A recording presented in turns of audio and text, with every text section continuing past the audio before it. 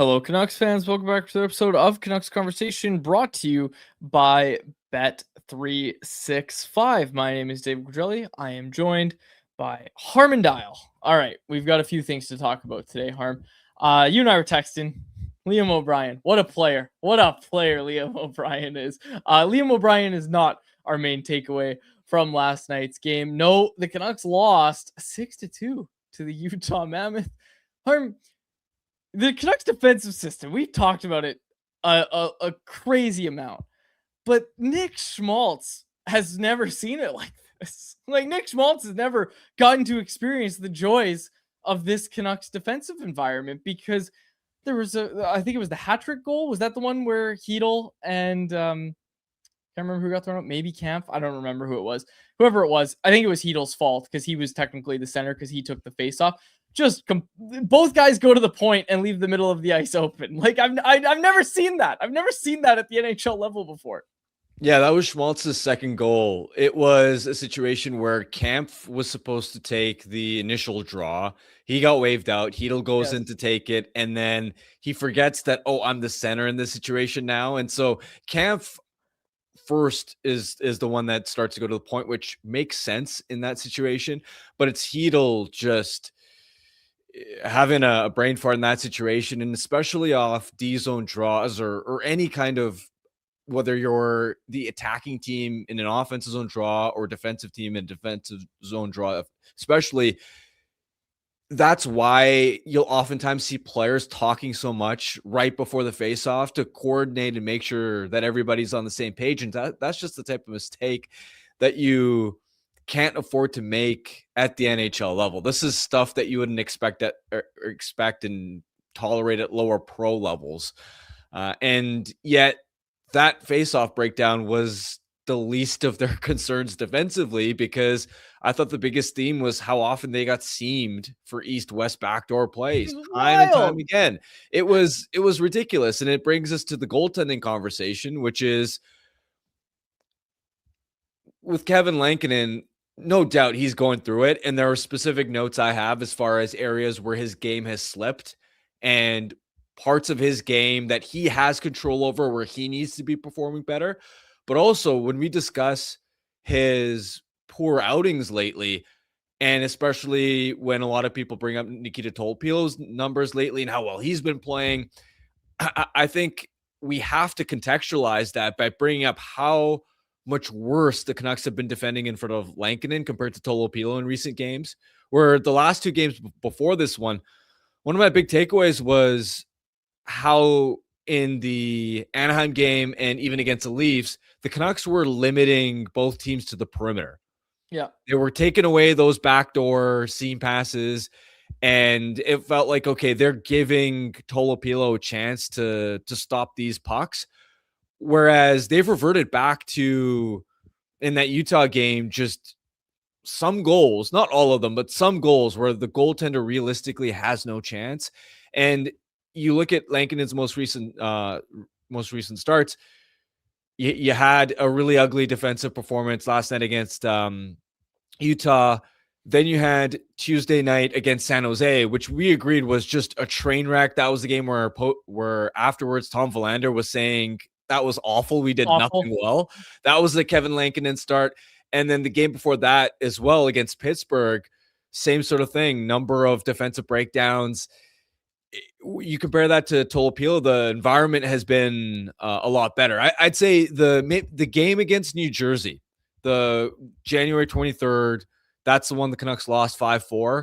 That's the one I'd pin Lankinen, where, okay, the defensive environment wasn't actually that bad. You just allowed a couple of softies.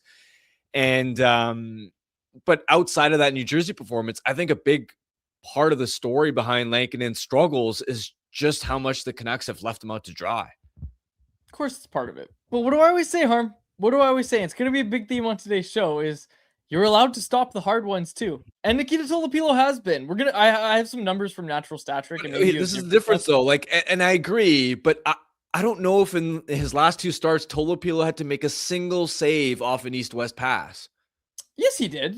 Absolutely, he did. And okay, now if it happened, I can't count many, especially at 5-on-5. Not as many as Lankinen. There were slot chances, and like Tolopilo stopped legit scoring opportunities.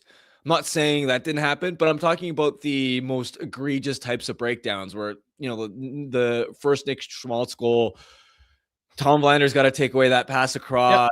And then like just the volume at which it happened, not just the goals, but in the first period, Gunther had the backdoor east-west power play chance, which he missed the net on. Peterka across to Barrett Hayton for the midair sort of deflection chance. Clayton Keller had a one-timer opportunity off a cross-seam pass where Elias Pettersson didn't pick that seam up. I think it's been way worse. And to me, this is a conversation we've had with Kevin Woodley before as well, is just how much defensive environment impacts goalies' results. I really think there's a massive difference. You know what Tolopilo hasn't had to deal with much? Marcus Pettersson screening him, like seemingly looking for a tip and then jumping out of the way at the last second. What was that? Anyways, we could go on and on about this, and we are going to have a broader conversation about goaltending. I want to talk more about this game as a whole as well. But before we do that, there was an update today, courtesy, I saw it from Thomas Drance talking about it. Filip Chytil left last night's game in the third period. Post-game, Adam Foote was asked about Chytil, and he said he tweaked something, and then Drance asked follow-up of, is it a head injury? And Foote said, I hope not. And the update today from Adam Foote, courtesy of Thomas Drance, is that Chytil is dealing with migraines. Not the update you're looking for. Unlikely to return to the lineup for the final game before the Olympic break. That's and I know everybody's clowning on Foote. But the fact of the matter is that, like, yeah, you can't tweak your brain, you can't tweak a concussion, you can tweak a neck injury, and I'm not sitting here saying like, oh, I know Chytil has a neck injury. I'm just sitting here saying like, easy on the clowning on Foote for he tweaked something. Like, he could have tweaked something and been dealing with migraines as a result. The fact of the matter is that Chytil looks like he's going to be out again with a upper body region migraine, head injury. Yeah, and non-contact. That's the most worrying part about it. Is it's not as if there was a Tom Wilson type hit that did it this time. We don't exactly know what caused this reaggravation, and migraines are just awful to deal with, just awful. And again, it brings us back to the worries around his quality of life, his life after hockey, and the way it's trending. I don't know how much longer he can keep doing this. All I'm going to say, and I hope this doesn't come as out of turn or insensitive, all I'm going to say is I remember covering Michael Furland when he was with the Canucks. Remember when he tried to make that comeback in the bubble, played, and what happened? Non-contact injury. He's out. He's feeling migraines, and then he ends up retiring afterward. I feel like I don't need to say like we hope it's nothing too bad for Chytil, but it's concerning. It's concerning. And we said this is when he was coming back as well. I know he had, his defiant stance of like, nobody knows what I'm going through except for me. Okay, no problem. But we all hope the best for Filip Chytil. That's all I'm going to leave it at. It looks like he's going to be unavailable tomorrow against Vegas. Anything else on Chytil that you want to say or this situation before we continue talking about the game? I just hope somebody can get through to him on the severity of the situation, and I think it'd be reckless for him to try and come back in relatively short order and think that, I'll just rest it up and give it another go. This, again, it being non-contact, I just can't get over that part of it. Like, that's usually the sign that I don't know how much longer you can keep playing in this league. All right, let's talk about the other points we had from this game. Our opening segment is brought to you by our friends at Pacific Blue Cross. Win the ultimate Canucks road trip. Get Pacific Blue Cross travel insurance for your chance to see the Canucks on the road, complete with flights, hotel, lower bowl tickets, and more. No purchase necessary. Contest ends February 28th, 2026. Open to residents of BC only. Enter now at pacificbluecross.ca/Canucks. All right, Liam, Ogren. I think we both want to talk about him. Big game for Connor Garland. That Bluger with Garland and Ogren, that line looked really good last night. That was kind of the main story, main takeaway. I had an instant reaction. They got some love in the statsies over at CanucksArmy.com today as well. But I really liked what I saw from the youngster, from Liam Ogren. It really looks like his floor is high enough that he's going to play some NHL games for the Canucks for years to come. Yeah, he's fun to watch. He's an easy player to root for because of his speed, because his motor is always running, and he's shown some improved offensive play since coming over from Minnesota, where he was doing a lot of the little things right, but the offensive production just wasn't there. Now we're starting to see signs of it building for him, the confidence starting to improve. And even before he scored, there was another shift where he was using his speed to come down the wing for a pretty heavy shot on Vejmelka. And when you look at the goal itself, and I sent our producer, Jake Fraser, a couple of screenshots, I wanted to highlight not just the finish, but the read and how quickly he jumped up the ice to turn it into an odd man scenario. So, Jake, if you can pull up the screenshot.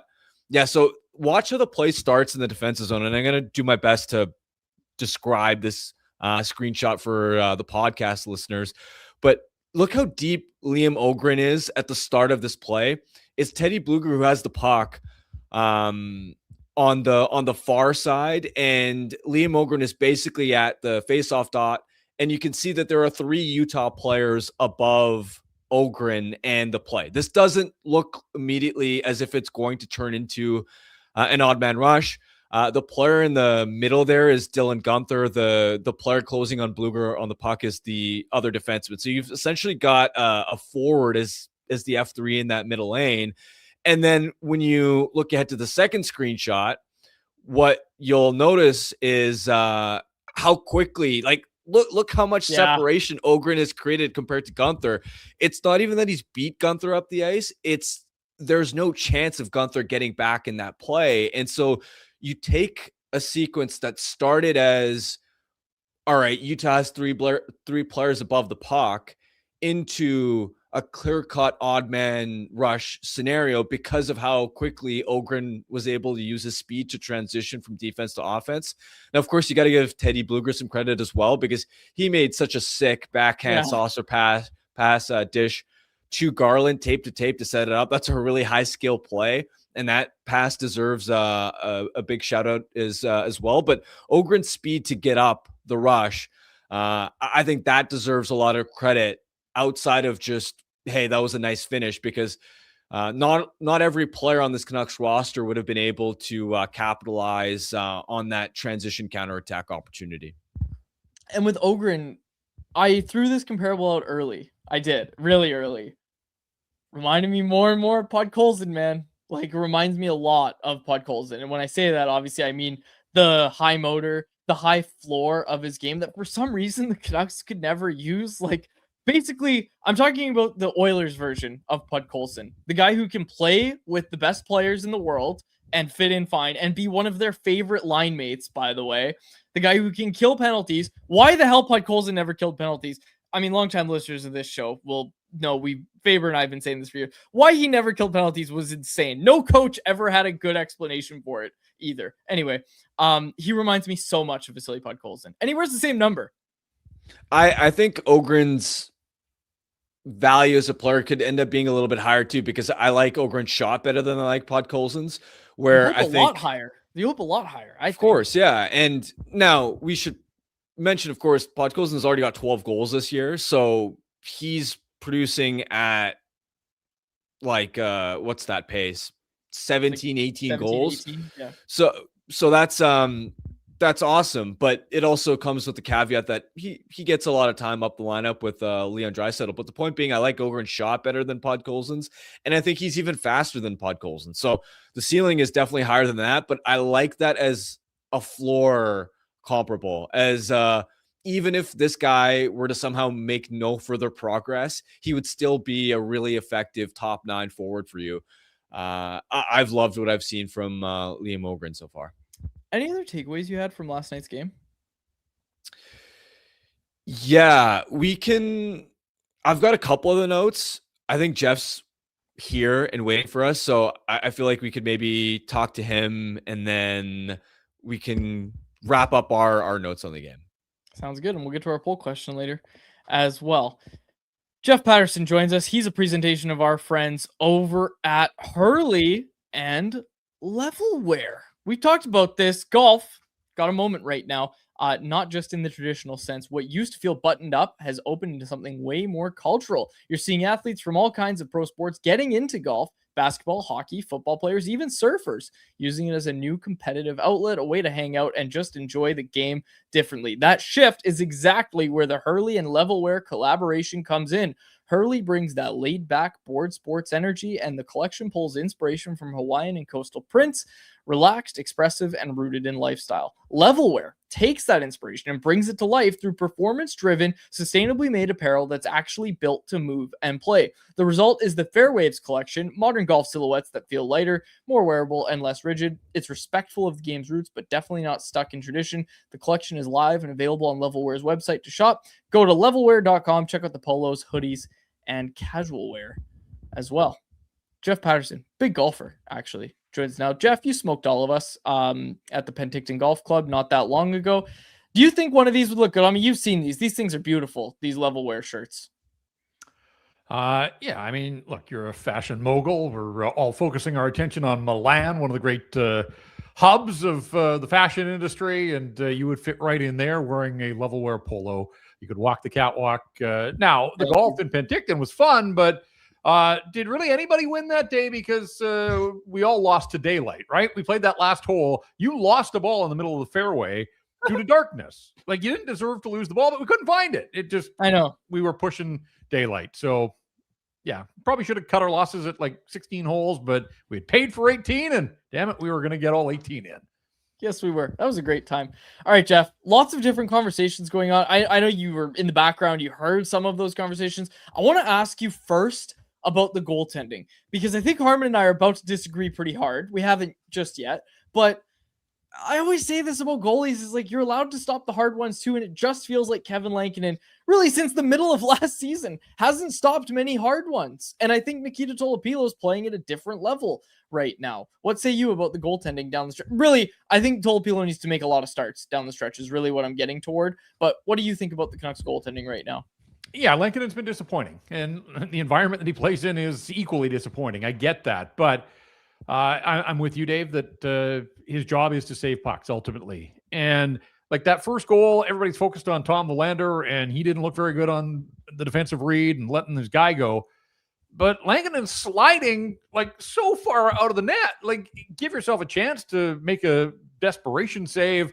Lots of clean looks. I get that. But back to your point, some of those do get stopped in the National Hockey League. And right now, Lankinen is just awfully leaky, and one win in his last 10 starts. He's given up 3 or more in his last 7 starts. It's a hard league to win in when you're giving up that kind of goal, that volume of goals.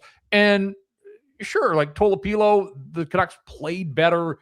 They seemed to get, slapped to attention after the San Jose loss. They were better against Anaheim. They were.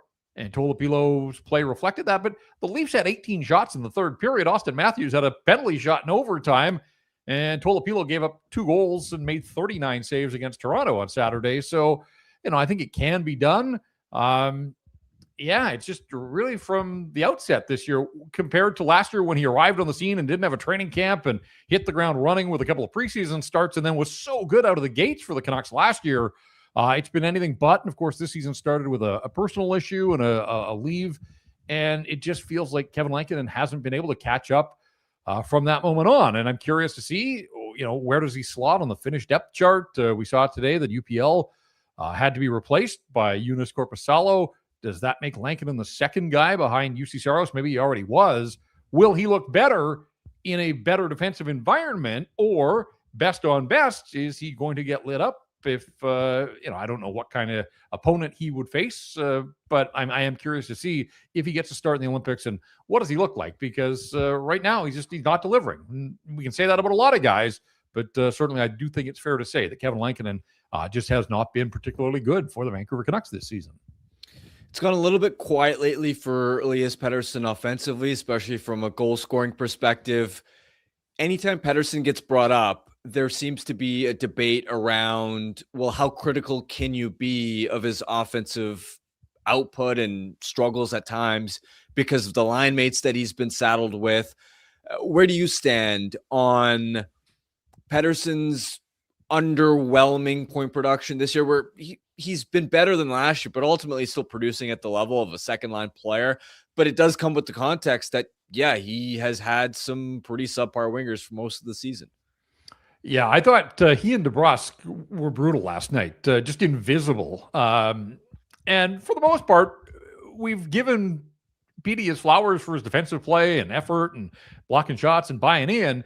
Even though the offense hasn't been there, I just thought he was invisible last night. And I haven't said that about him an awful lot, but 10 games now without a goal, and way more than that, Harm, 9 shots in those 10 games. This guy's getting paid close to 12 mil. I don't care who he's playing with. How many times have we had this discussion, and we've had the discussion with him, and he agrees, yeah, I got to shoot more. And you go back to the stretch at the start of that 6-game road trip, even though they weren't winning, he was scoring. He was beating goalies cleanly. I think a goal in Ottawa where, directly out in front of the net, and he picked his spot. He snapped it home. That looked more like Elias Pettersson, and he scored 4 goals over a 6-game stretch. And you thought, okay, like maybe the thaw is here. Maybe he's starting to find his groove a little bit. In those 6 games, when he scored 4 times, he had 17 shots on goal. And now he's got 9 shots over the last 10 games. Like, they had 4 power plays last night. Power play was a disaster. He's a big part of that. And if he can't find his shots then, I'm not sure where they're supposed to come from. But, just gone remarkably quiet again. And it goes hand in hand. I get it. Like, he's the one legitimate center they've got. All of their wingers have struggled this year. I cut the wingers a little bit of slack for the ones that have had to play and endure Lucas Reichel or David Kampf or Max Sasson. But I think it is fair to expect more, just given the track record, the pay grade, all that kind of stuff. And, again, it leads me back to this conversation now that we turn our attention to the Olympics. Like, we know how disappointing he was for Sweden last year at the Four Nations. There was some suggestion that, he was dealing with the knee issue then. Like, what role is he going to play for Team Sweden? He goes in with 0 confidence or momentum individually, and now you're playing best on best in the Swedes. I know they've got some injury issues, but I still think they've got expectations. But I really am interested to see what does he look like and how do the Swedes use Elias Pettersson in the Olympic tournament, because to me, he's kind of going in there with a whimper. And I'd like, now maybe he can finish up strong. Maybe there's something there to pull out of the game in Vegas on Wednesday night. We'll see. But I have so few expectations for so many of the guys that wear Canuck uniforms on a nightly basis, but I still expect more than 9 shots over a 10-game run for Elias Pettersson. So he's been disappointing here over the last little while. Hey, we were just chatting about Liam Ogren as well. And really that line, I know, again, they got some love from everyone last night. But for me, like, that looked like that's the best Connor Garland's looked in a long time, I think. And I think as much as we're happy about Ogren, like, it feels like, to me at least, Connor Garland's the story there. Yeah, and I'm glad you brought that up, because I've been hard on Garland. I wrote about his slump. The numbers have not been kind to him. And it wasn't even so much the points, although a guy that plays as much and as hard as he does, it's kind of wild that points didn't somehow materialize. But I thought from the opening shift, it really tracked back to overtime against Toronto, where he had chances. He was dangerous. I know he hauled down Matthews for the penalty shot, but he was into overtime. And I don't know if there was a direct correlation and carried over. I thought from his first shift last night, he was involved. He was finishing checks. He was getting in on Utah defenders. And that's what I want to see from Connor Garland. And then I think things flow from there. And you talk about the Ogren goal, and Harm, I liked your use of the stills and the breakdown. Like, it was a simple pass, and yet it was a perfect pass from Garland, where I think a lot of guys would have carried the puck across the blue line and sort of tried to turn it into a conventional 2-on-1 and make a play. Garland recognized that Ogren with speed had the angle on the defender there and just put a pass into space, but he put it in the right spot. It was just a solid veteran play by a guy who's capable of making that play. And so, yeah, it was good to see him get a couple of assists, sets up Bluger for the other one. I don't want to see Connor Garland disappear the way he had for most of the month of January. But it's a new month, and maybe it's a new him. Who knows? But I'm glad you brought him up, because I think that even if you take away the 2 assists, I just saw more of the form from Connor Garland than I'm used to seeing when he's closer to the top of his game.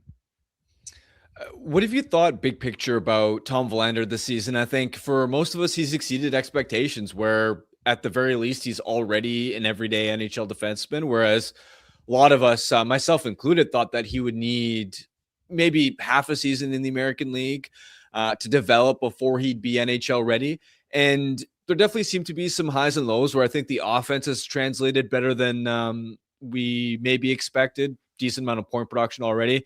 But even though he's been billed, especially in college, as a shutdown type, there have also clearly been some growing defensive mistakes. How do you grade what we've seen from Vander this season, and what do you ultimately think about his ceiling and potential as a player?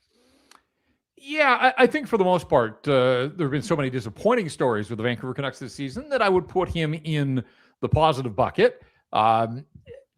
The skating is undeniable. I think he's got the hockey sense, and you don't go where he did in the draft without having a high hockey IQ. I sometimes have to remind myself that he was playing college hockey at this time last year, and this is his first look, and what an environment to turn pro and have to. And we've heard him lately sort of expressing some of that frustration, and good on him. Not speaking out of turn, but just vocalizing how tough it truly is on a nightly basis to be on the wrong side of the score.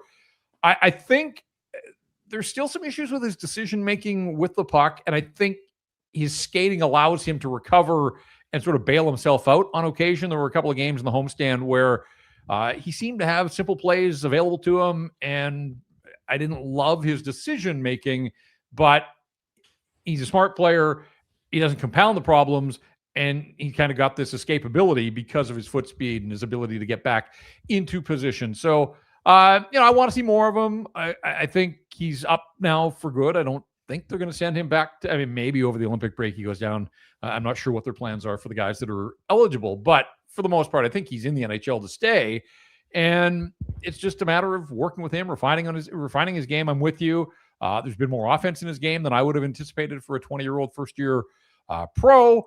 And really, when I go back to training camp, he wasn't impressive. So when I compare the Tom Vander we watch on a nightly basis now to the guy that struggled in the preseason and didn't really make much of an impression early on, he really has come a long way. And so, this team they need him to continue to develop and level up, and they're going to need that from Bouillon when he gets back in the lineup and is healthy. And I think DPD has shown a little bit of snarl here of late, and that's good to see as well, because I think that had been missing from his game for a little while here. So it's tough to ask these guys on a nightly basis, and there's going to be some mistakes. And, it seems like the defensemen are getting a bit of longer leash than some of the young guys up front. And maybe that's out of necessity just because you can't really hide your defensemen as much as you can with some of the forwards that they've got going right now. But I would think all things considered, more than a passing grade for Tom Vander in his first 45 games in the National Hockey League. Jeff, last one from me. We got the news. We saw him leave in the third period, or before the third period. We saw him leave. Filip Chytil, migraines. He doesn't look like he's going to play tomorrow in Vegas. Yeah, and it's disappointing. I kind of lump him in with Thatcher Demko now. Different injuries, but it just kind of feels like this is going to be what you have with Filip Chytil, that he comes back for a handful of games, but you can't rely on him. Can't rely on him staying healthy. There's no dependability with him. And let's be honest, guys, it was going to be an uphill climb coming back from the latest head injury and 3 months off, but he has barely looked NHL caliber in the 6 games that he's played, or parts of the 6 games. I thought his first 2 back were maybe his best. He took the big hit from Ian Moore against Anaheim, and we talked to him on Friday, and he said, I need to take those kind of hits. I feel good, whatever. The Toronto game, I thought he looked totally tentative. I pointed it out on X, but there was a play in the first period where he went back, collected the puck off the sideboards in his own zone, skated it to the Toronto line, and then just kind of rolled it to the end boards and had no intention of beating Jake McCabe to the puck. and it looked like a guy that had reservations about getting in on the forecheck. And I don't know if that stemmed from the hit that he had taken the previous game or if it was just in his head. Whatever the case, last night he was lost. And, we don't know if he was experiencing the migraines in game. You have to assume so. That's why he didn't play the third period, but he was on for three of the first five Utah goals. You guys documented, just lost the faceoff and then completely lost Nick Schmaltz. And whether it was confusion with camp or just, not understanding the assignment, he looked lost last night. And so I think in the 6 games since his return to the lineup, his play has dropped, and that's concerning in and of itself, even if he was healthy. So, I was always of this idea that I didn't know that he needed to play, because he came back, I don't know that he needed to play every game to the remainder of the season. I think if he could have played a bunch of games to prove to himself that I still got it, I can play in the National Hockey League, but I'm going to take the summer now to completely rest up and heal up. But now migraines, and whether this is associated with the concussion, and I tend to think it has to all be part of, I'm not a doctor, so I want to be careful.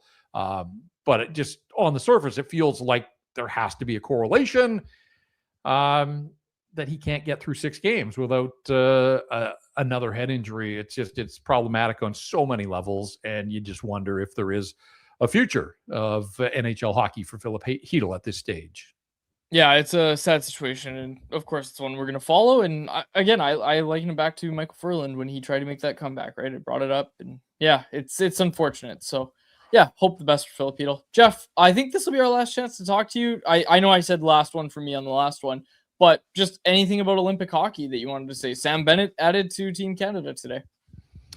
No, I'm excited. I think now we're starting to see people on the ground there, and see pictures of the rink and reports that the rink is going to be fine, and we can kind of put that to rest now. Just there'll be scaffolding and storage for days behind the rink, but what we see on the television program, it's going to look good, and I'm excited.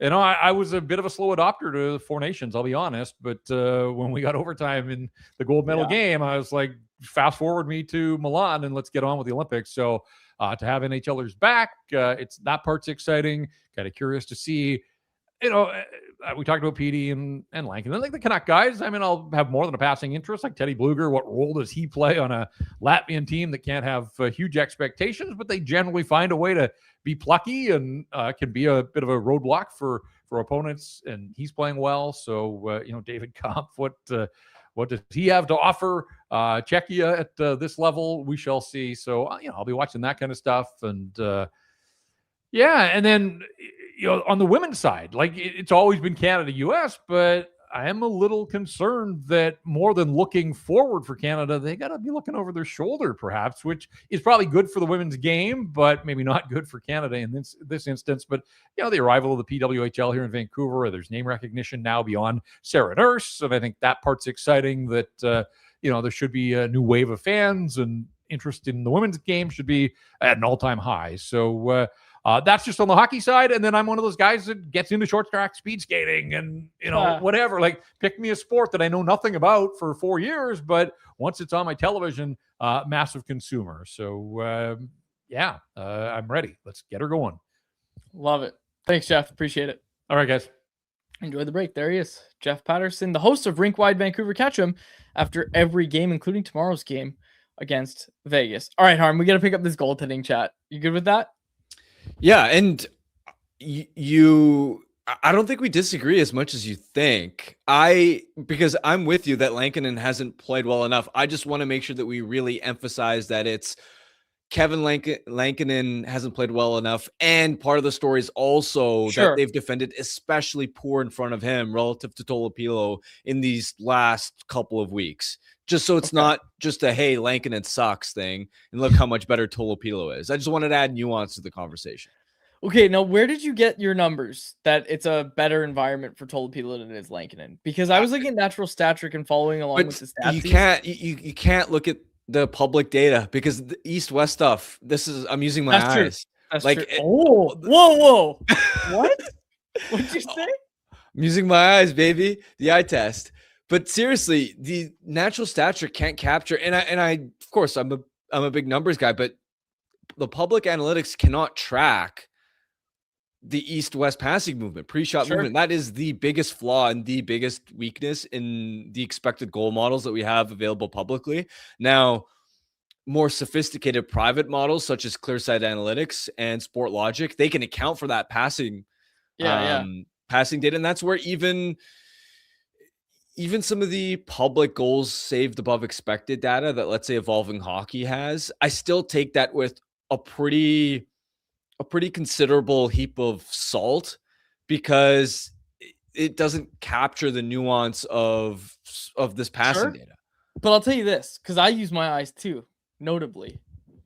I think Tolopilo plays such a calmer game that when there is east-west movement and shots, Tolopilo's not making him look very hard. Whereas Lankinen's sliding and he's doing the splits and he's having to do all sorts of things, and he's still not getting to the puck. Like, Tolopilo plays deeper in his crease than Lankinen does. He plays a much calmer game, and I think it's more conducive to a bad defensive environment. You know who Tolopilo reminds me a lot of? Thatcher Demko. Like, I think he plays a really calm style. He loves his post play. He reminds me a lot of Demko, and just like not charging out for shots, and he's comfortable pretty deep in his crease. I don't know. I agree. Like, again, what you said is fully true. I do think Lankinen has been swimming in his crease lately. I do think that, especially as a smaller goaltender, when you are overcommitting to certain plays and when you don't look compact, you look even smaller in the net. I fully agree. Exactly. Like 100%, that's a weakness. Like, I had that jotted down in my notes. And the second thing I had jotted down in my notes is that pucks have been beating him from long distance. Yeah. Right. The Sergachev one, even going back to the New Jersey game, that's a game where I actually thought the defense environment wasn't that bad.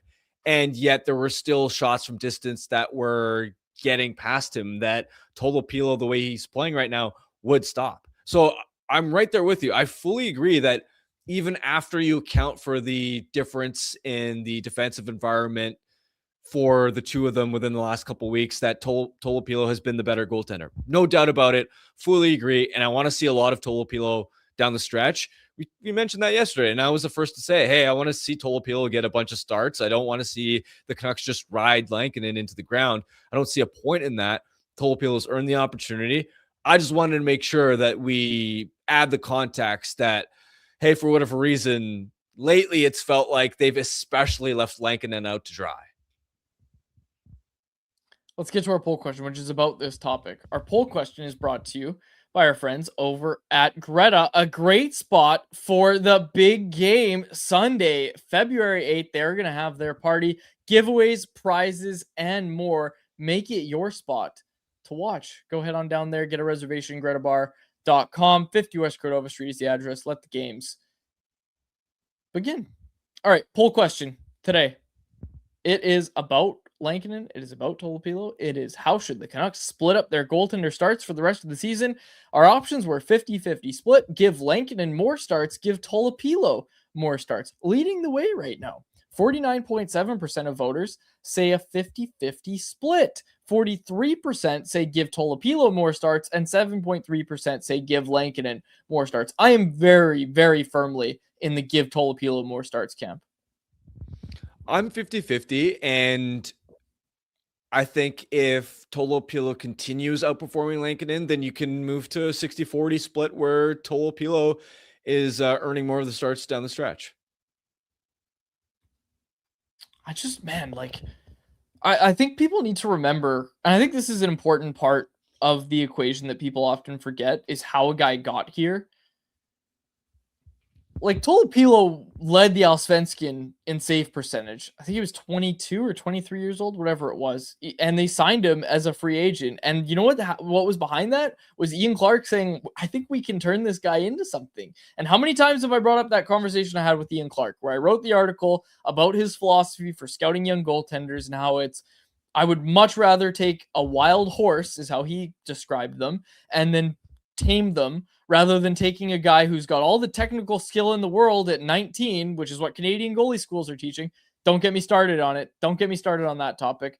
But rather than taking a guy who's got all the technical, and little Claxton went to elite goaltending school that cost $30,000 a year when he was 8 years old, and look at his post play at 8. He's stopping everything because the kids don't know how to lift the puck. Sorry, this is a big one for me. This is a little, I get a little passionate about this. But anyway, I can't remember where I was going with this, but anyways, they're working on taming Tolopilo's game. He's taken massive strides since he's arrived in Vancouver and in Abbotsford as well. And I think you're just seeing the results of that hard work. You're seeing the results of that hard work. He's really, I just want to say Tolopilo didn't know how to play the position when he got here. It's just that he's got a really good baseline to his game in terms of his raw abilities. And now that he's been kind of shown the ropes a little bit about how often this goaltending coaching staff want him to be on his posts, it's more than others, right? He's really done a good job. The chat really likes this bit. Rajcraft said, "Why do you keep picking on Claxton?" I use the name Claxton because I'm pretty sure there's not a real person named Claxton, but I see all these kids have X's in their names. And you know what? I'm starting to think about, kids in the next few years. And I'm trying to keep it at the forefront that you're naming an adult. Like one day, little Claxton's gonna be an adult. You're gonna Grandpa Ryder or Grandpa Claxton. I don't know. Now that's the Jackson with 2 X's. Jackson with 2 X's. You get what I'm saying? Yeah. So what I'm really getting at is that I have a problem with these new names, but I don't want to use real people's names, right? I don't want to do that. Because there are people named Ryder. I know a few people named Ryder, actually, so I'd rather not make fun of them. Anyway, so Claxton. I don't know any Claxtons, but it's wild enough. Anyways, yeah, okay, the chat's going nuts. This is hilarious. People really like this. Hip Hop Jesus said, "Quads, how do you feel about youth goalies? How do you really feel about youth goalies?" Yeah. I'll also say I think there's a lesson to be learned about the Lankinen contract as well, where this is harsh not just for the Canucks, but for other. There are numerous other examples around the league where this idea of paying a middle of the pack goaltender a lot of money coming off a career year usually ends up being a mistake. I shouldn't say usually, but it's a very risky proposition, right? It's not to say it never works out, because we've seen, for example, Mackenzie Blackwood, when he's healthy, he's helped stabilize the crease in Colorado, and pretty sure Seattle's happy with the bet they made on Joey Decord. But how many times have we seen goaltender has 1 or 2 promising years, team commits a ton of term to him, and then 2 years later, that guy's on waivers, right? Whether it's like Jack Campbell or Tristan Jarry and Elvis Merzlikins. Now, when this happened last year, and I have to provide this context to be fair to the Canucks, I think you and I both agreed that they kind of had to do this, that even though we didn't, we saw the risk in the contract for the reasons I mentioned. Yep. They're kind of backed into that corner because of Demko's health. Yep. Right. And the uncertainty around him, and just knowing that you can't go in with Demko and then some no name unestablished goaltender behind him, and how weak the free agent goalie market was looking, and how, with the stakes of them still having Quinn Hughes at the time. Yeah. You just, as much as you didn't like the term the Canucks committed, you could understand why they rolled the dice on him. But the same way that we've seen other mid-tier goalies, they sometimes just regress after these career years. Do you remember? You don't remember because Kevin was filling in for you, I think. I had Kevin Woodley on the show over the offseason. And you remember we talked about Lankinen. And I said, we were talking about how Lankinen came to Vancouver. And I said, yeah, the Canucks played a game of chicken with Kevin Lankinen. And Woodley calmly said, do you think they won that game of chicken, Quads? You know what? They got him on a cheap deal for 1 year, but then what happened? They had to sign him to this multi-year contract extension instead of, and I don't know the specifics, I believe it was 3 years. It was definitely shorter than $4 million. I know that. It was less money than that. I can guarantee that. Did they win that game of chicken? Yeah. Maybe not. Maybe not in the end. I wanted to say this as well. on what you said about extending goalies and, you know, all that sort of stuff, with the way the position's played now and with the way that the schedule works and with the way, you know, everything, just everything with the position, how goalies are playing less and less, the way of the future is absolutely what the Canucks have. And that is, and maybe not present day Canucks, but a stable of these young guys that are coming up that all fit the same billing. They are going to adopt the way that you want them to play, and you are going to get the most out of them. And maybe this is me, you know, being too much of a, you know, believing in everything. No. I gotta It's stop not, you right right? there. I gotta stop you right there because I like some of the young goaltending talent they have, but if you like that young goaltending talent, then once Demko's extension kicks in, the Canucks are going to have one of the most expensive goalie tandems in the league. Sorry. So I said not present day. No, and I know, but like, if you're an organization that prides itself on being able to build up goaltenders, then you can't also be the team that is investing the most resources. If you think building up young goalies is your advantage, then if anything, you should be spending less on goalies because you think, all right, this is an area where we could just produce goaltending talent and replace, you know, we can let a guy like Lankinen go and then believe we can develop, whether it's a Shilovs at the time who the Canucks had to trade away because of his waiver status, or a Nikita Tolopilo. If you're confident and take pride in your goaltending pipeline, if anything, that should make you spend less money on veterans. And now the spot that the Canucks have put themselves in is Demko and Lankinen. They're stuck with those contracts, and we just spent so much time praising Nikita Tolopilo, and it's a small sample size. So I'm not going to sit here saying he's the next greatest thing, but how nice would it be to just have him long-term within the organization, as opposed to the scenario the Canucks are in right now, where because Demko's expected back by training camp, you have to account for his contract on the books. You are stuck with Lankinen's contract, and because Tolopilo is going to require waivers, you may have to trade Tolopilo away for not a lot of value. I'm just trying to figure out who the director of goaltending was when those decisions were made. The ones you're talking about. Oh, nobody. Interesting. So what I'm talking about is the pipeline that was created. That was Shilovs. That was Tolopilo. They believe it's now Koskenvo. Ty Young, you know, Alexei Medvedev's looking good, but there's a little gap in there. There's a little gap in there. Like we talked about it yesterday. We said, well, what are you going to do next year if you're forced to trade Nikita Tolopilo? My point, Harm, is that for NHL teams in this current environment, you would love to have what the Canucks had. Not the bloated contracts and the injury-prone goaltender. You wouldn't love that, right? Nobody's envious of the Canucks situation right now. But you don't think the Edmonton Oilers would have loved to have Artur Shilovs as their third-string goalie heading into the playoffs? You don't think they would like, and I know this isn't what you're saying, but this is what I'm trying to point out, is just that having that pipeline, like, man, imagine, and I know the playoff run was all for naught in the end, I guess. It was still a ton of fun. But imagine any other team in the playoffs loses their top two goaltenders and then has to call on their third guy. Like, what does that look like for other teams? Shilovs made some had some really good games for the Canucks during that playoff run. And now they've got Tolopilo. And again, they're hopeful that, and I'm very, very much so emphasizing this, they're hoping that Koskenvo, that Ty Young, those guys are in Abbotsford right now, those young goaltenders in Abbotsford, can become the next Tolopilo. Hell, even to some extent, Yuri Patera. Like, Yuri Patera's had a pretty solid season. You're hoping that you can take the baseline game of those guys that you've signed for cheap, develop them into more, and then have this stable of horses that are just ready to go out for you.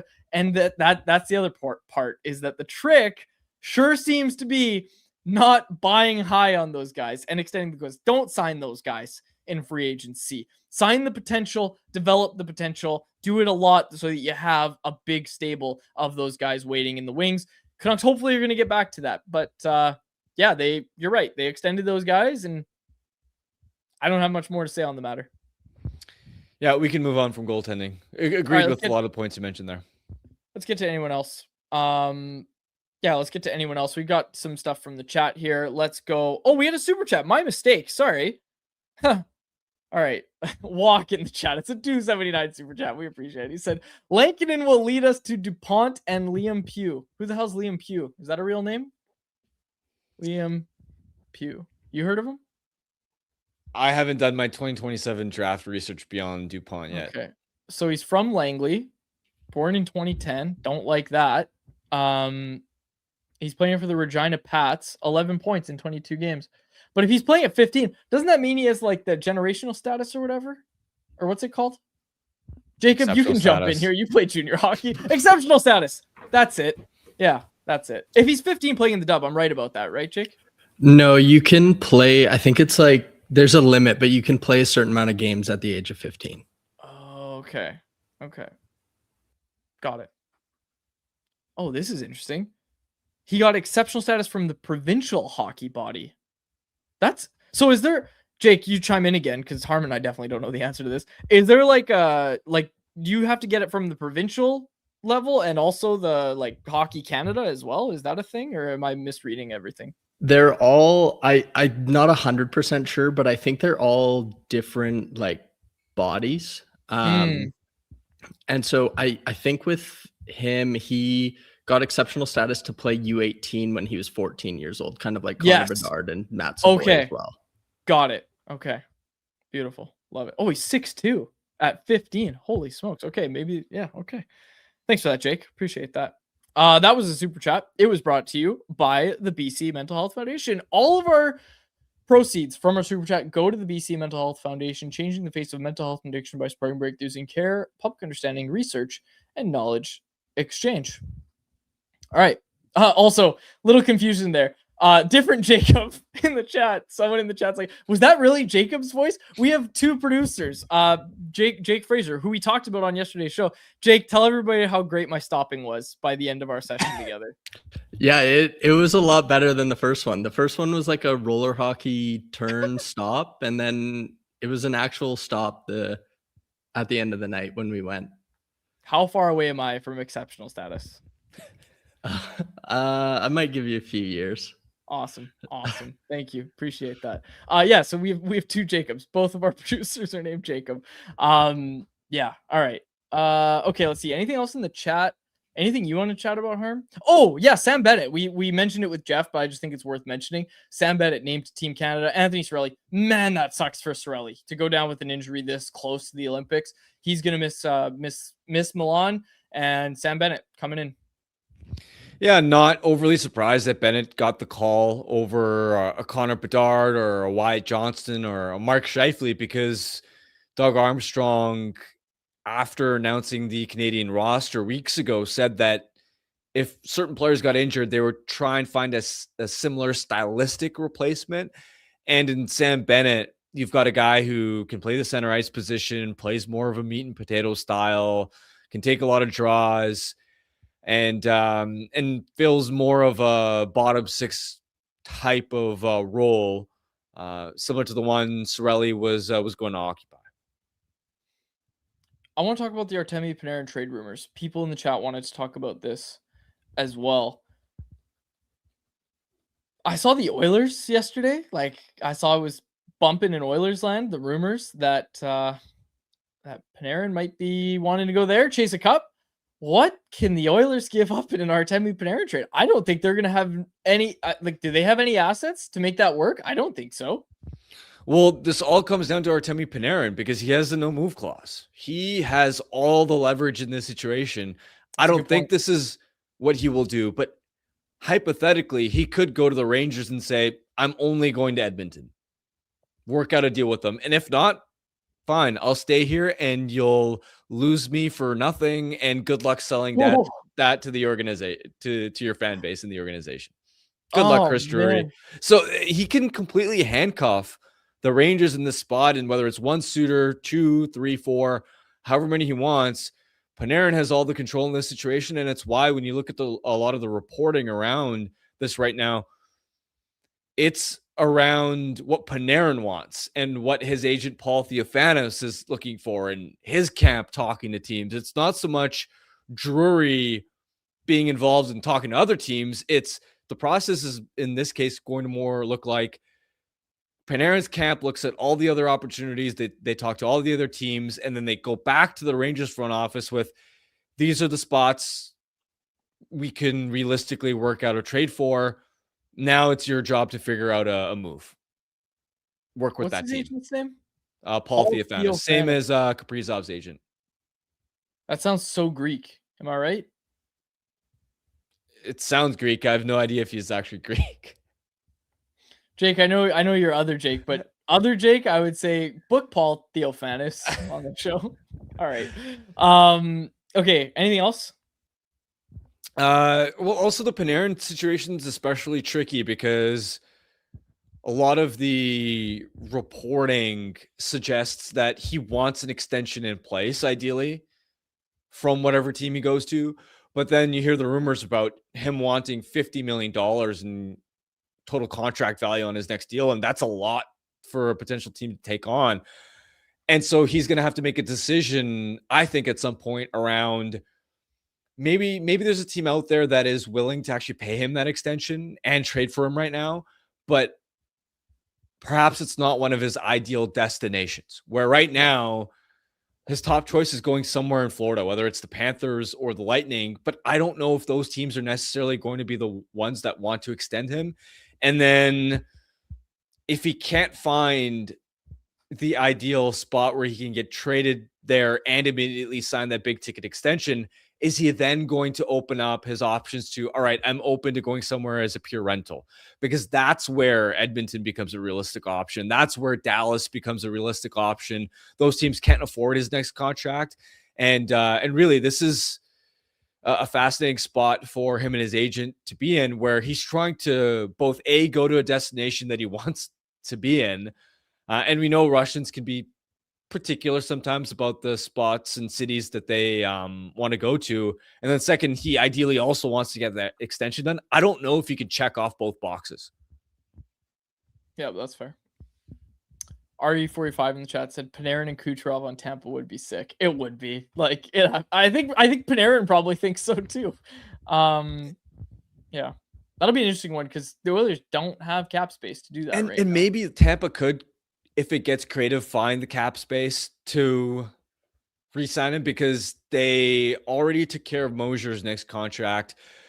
They could let Darren Radish go, who Radish is having an unbelievable season, but I think he's pricing himself out. And if you heard Julien Brisebois a few weeks ago asked about Radish's contract status, sounded like a GM that wasn't exactly eager to pay a defenseman that's seemingly come out of nowhere and is producing at a star level to pay him a massive contract.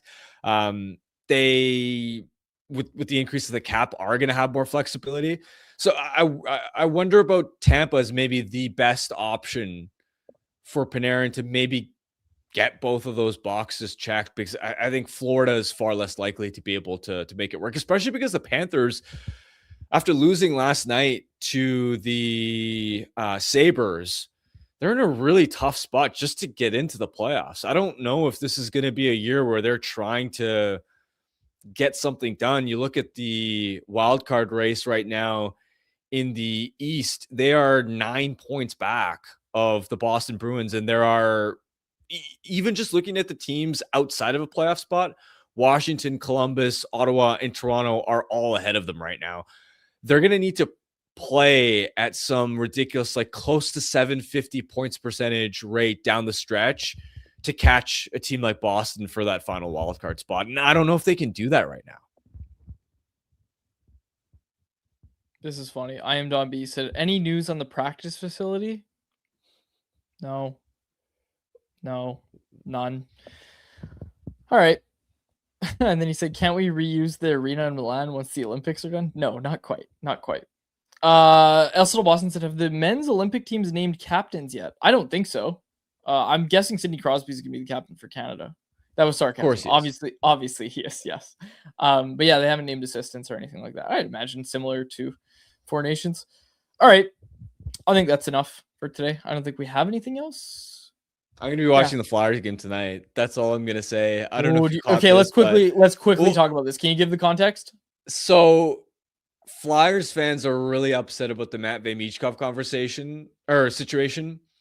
how little ice time he's had this year, the stagnation in his offensive game where he scored 63 points as a rookie. He's clipping at around half a point per game, and there's a bunch of drama around the situation where Tocchet is blaming Michkov's offseason training and conditioning, clearly not on the same page.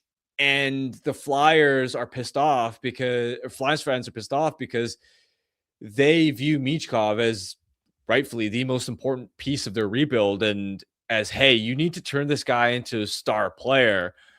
That isn't happening right now.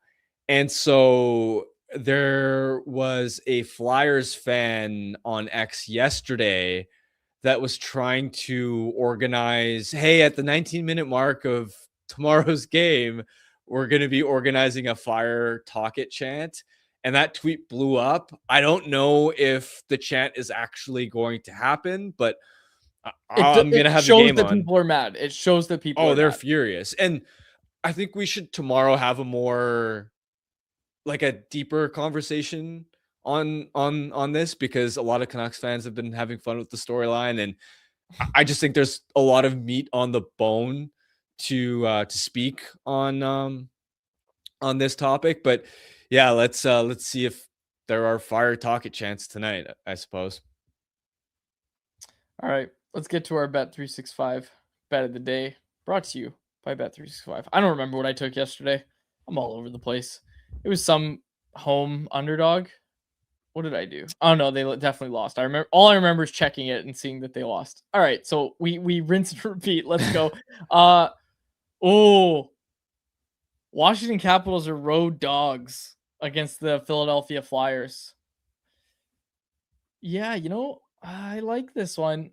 I do like this one. Yep, I'm going with it. I am taking Flyers money line. Yeah, Flyers money line.